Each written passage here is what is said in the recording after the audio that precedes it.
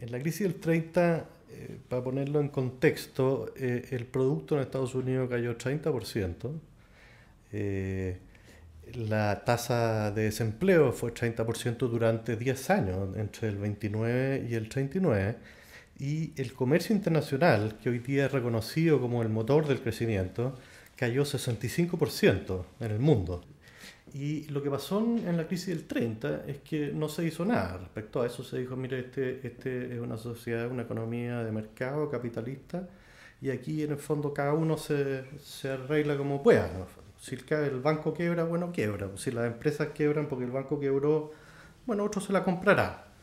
Bueno, la diferencia es que hoy en día, las últimas, no sé, 3, 4 crisis que han habido, eh, los bancos centrales en el mundo han inyectado una cantidad muy grande, en el fondo, de dinero en la economía, justamente para, en el fondo, para que haya, para ir en contra de este atesoramiento que se produce en los bancos por temor a que los otros quiebren. Entonces, cuando el Banco Central dice, mire, no se preocupen, si hay uno quiebra, yo garantizo los depósitos de ese. O si va a quebrar, yo le meto plata aunque no haya para que no haya quebrar. En Estados Unidos, hace algunos años, se tomó o se creyó en el fondo que era un buen producto ofrecer hipotecas a gente que normalmente no tenía acceso a comprar una casa. Ahora, eso no tiene en sí nada de malo. O sea, de hecho en Chile una persona que tiene algo en el DICOM queda automáticamente fuera en el fondo del sistema hipotecario y no puede comprar una casa con crédito. Entonces, el subprime en sí, los que subprime son en el fondo una cosa muy benéfica.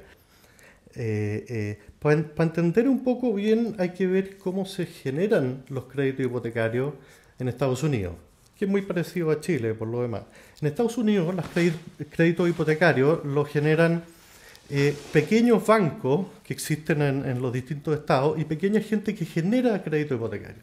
Esos créditos hipotecarios se venden a dos instituciones que son muy grandes, que se llaman Freddie Mac y Fannie Mae, que en el fondo los juntan con otras hipotecas y hacen un pool de hipotecas, le ponen un crédito en el fondo, que es representativo de ese pool de hipotecas, y eso se lo venden, ¿no es cierto?, a otros bancos, a otras compañías de seguro, por lo general, en el fondo, y fondos mutuos, la gente los institucionales que invierten.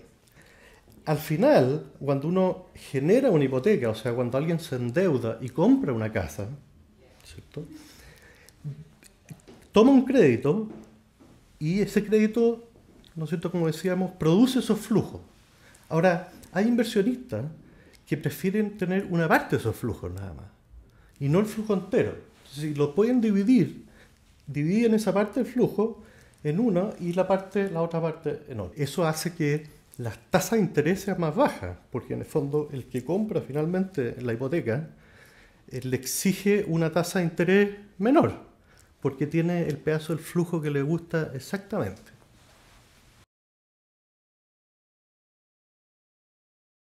Son instrumentos que, si bien son algo complicados, son muy beneficiosos.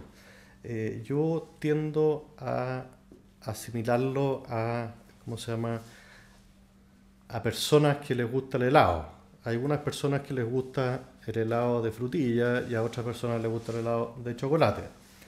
Si los helados vienen, en el fondo, la mitad frutilla y la mitad chocolate, cada uno de los dos va a estar dispuesto a pagar un poco menos, en el fondo, porque no quiere uno el de chocolate y no quiere uno el de frutilla. Ahora, igual les sirve el de chocolate al de frutilla y viceversa. Pero si uno pudiera partir esos helados, en el fondo, que vienen juntos, y darle a la persona que le gusta el de frutilla, exactamente el de frutilla, y al otro exactamente el de chocolate, cada uno de los dos va a estar más felices y van a estar dispuestos a pagar más por ese lado, en el fondo porque el otro no les gusta tanto. Entonces, ¿qué es lo que pasa? Un derivado es básicamente lo mismo. Cuando uno tiene un flujo, por ejemplo, de un crédito hipotecario, cuando se van pagando las cuotas, puede haber instituciones que le interesa más un flujo, una parte del flujo, que otra parte del flujo. Entonces, el derivado lo que hace es que parte el activo que da los flujos en dos. Ahora, de repente pueden ser muy riesgosos eso, sin ser muy beneficiosos. El que se usó más en estos años y que de alguna manera en el fondo es como sindicado como el culpable, se llaman los Credit Default Swaps. En el fondo, ¿qué significa eso? Cuando yo le vendo a una persona un crédito hipotecario, o sea, una deuda hipotecaria que tomó señor X,